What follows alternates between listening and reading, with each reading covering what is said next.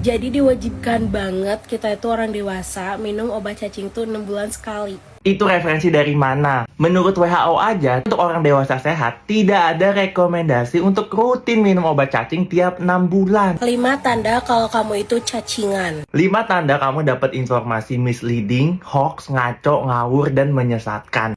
Yang pertama, kentut kamu tuh bau banget. Cacingan nggak mempengaruhi sama bau kentut. Kentut bisa bau karena kalau makan tinggi protein dan kandungan sulfurnya banyak. Yang kedua, perut kamu tuh sering bloating atau kembung. Cacingan kalau udah numpuk emang bisa bikin perut jadi kelihatan besar. Dan itu bukan kembung, tapi emang padat isinya. Yang ketiga, badan sering gatel apalagi kalau malam. Itu tuh ciri-ciri kalau si cacingnya itu mau keluar lewat pori-pori kamu. Ini yang paling ngakak. Mohon maaf, pori-pori kulit kan kecil banget ya. Cacing itu gede. Cacing itu bisa keluar tubuh kita lewat dari lubang-lubang. Bisa dari lubang hidung, biasanya cacing gelang, atau anus, biasanya cacing kremi. Dan gatal pada kulit itu lebih sering disebabkan alergi. Yang keempat, sering banget terjadi kalau kalian lagi diet.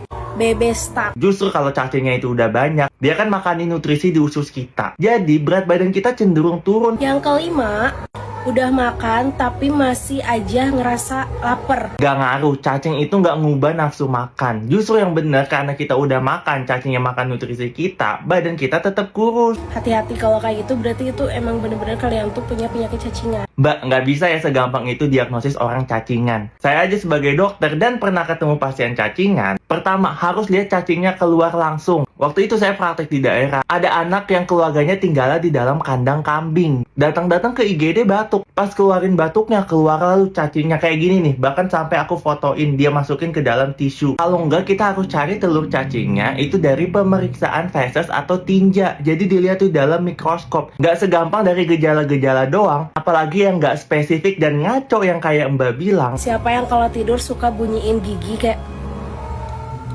gitu? Ini juga ngaco. Bruxism atau gertakin gigi itu penyebabnya karena stres, kecemasan, atau ada kelainan gigitan gigi. Nggak ada sangkut pautnya sama cacing, ngapain disalah-salahin. Target untuk pencegahan dari obat cacingan untuk anak balita sampai anak sekolah. Jadi yang wajib minum obat pencegahan cacing itu kalau emang risiko tinggi. Misalnya tinggal di lingkungan yang kotor, hidup di daerah endemis, atau di lingkungan kalian lebih dari 20% mengalami cacingan. Aku nggak ngerti tujuan mbaknya itu jadi pengarang handal dan nakut-nakutin orang itu buat apa. Kalau orang jadi panik, obat cacing habis, justru orang yang membutuhkan nggak dapat obat cacing. Jadi kalau meminum obat cacing, konsultasiin dulu ke dokter. Jangan gampang percaya sama info-info yang nggak jelas sumbernya dan bikin kamu takut. Jangan-jangan mbaknya ini penjual obat cacingnya biar laku. Parah sih. Oke, semoga bermanfaat.